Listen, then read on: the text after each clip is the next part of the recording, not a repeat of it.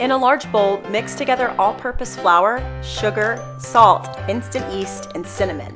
Then add in golden raisins and walnuts and mix them to coat in the flour. Then add lukewarm water and stir until it's just combined. Then you'll want to cover the bowl and set it aside somewhere warm to rise for about 12 to 18 hours. It's ready when it's more than doubled in size and has bubbles all over the surface.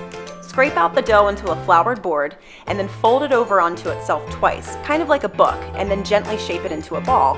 Cover and let that rise for another hour while you preheat the oven to 425 degrees and put a Dutch oven inside so it can get nice and hot. Score the dough if you want and then carefully place it inside of the Dutch oven. Cover that and then let it bake for 30 minutes. Next, remove the lid and let it bake for another 15 to 25 minutes until it's deep golden brown in color. Allow it to cool completely before slicing, buttering, and devouring.